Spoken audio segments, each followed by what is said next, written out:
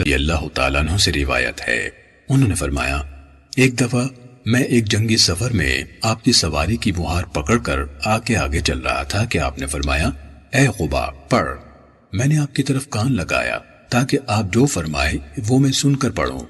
پھر کچھ دیر کے بعد فرمایا اے قبا پڑھ۔ پھر میں متوجہ ہوا، آپ نے تیسری مرتبہ پھر یہی فرمایا۔ میں نے عرض کی کیا پڑھوں؟ آپ نے فرمایا سورہ قل هو اللہ احد۔ پھر آپ نے آخر تک سورت پڑھی۔ پھر آپ نے سورہ قل اعوذ برب الفلق آخر تک پڑھی۔ میں بھی آپ کے ساتھ پڑھتا رہا۔ پھر آپ نے سورہ قل اعوذ برب الناس آخر تک پڑھی۔ میں بھی آپ کے ساتھ پڑھتا رہا۔ پھر آپ نے فرمایا کسی شخص نے ان جیسی صورتوں یا کلام کے ساتھ اللہ تعالیٰ کی پناہ حاصل نہیں کی۔ سنن نسائی حدیث نمبر 5432۔ حضرت عبداللہ رضی اللہ تعالیٰ عنہ سے مروی ہے کہ ایک رات ہلکی سی بارش ہوئی، سخت اندھیرا تھا۔ ہم انتظار میں تھے کہ رسول اللہ صلی اللہ علیہ وسلم تشریف لائیں اور نماز پڑھائیں۔ پھر رسول اللہ صلی اللہ علیہ وسلم نماز کے لیے تشریف لائے اور مجھے فرمایا پڑھ۔ میں نے کہا کیا پڑھوں؟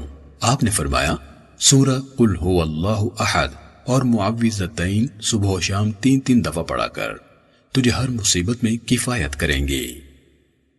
سنن نسائی حدیث نمبر 5430۔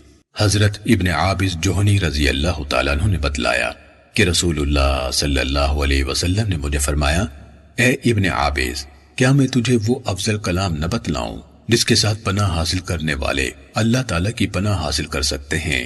میں نے کہا اے اللہ کے رسول کیوں نہیں، ضرور۔ آپ نے فرمایا قل اعوذ برب الفلق قل اعوذ برب الناس، یہ 2 سورتیں۔ سنن نسائی حدیث نمبر 5434۔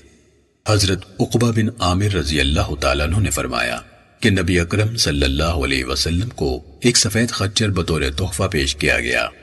آپ اس پر سوار ہوئے اور عقبہ اس کی لگام پکڑ کر آگے چلنے لگا۔ رسول اللہ صلی اللہ علیہ وسلم نے عقبہ سے فرمایا پڑھ۔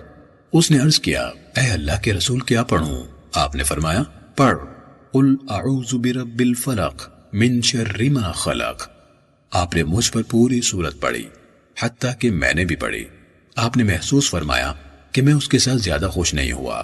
آپ نے فرمایا شاید تو نے اس کو معمولی سمجھا ہے، میں نے کبھی نماز میں اس جیسی سورت نہیں پڑھی۔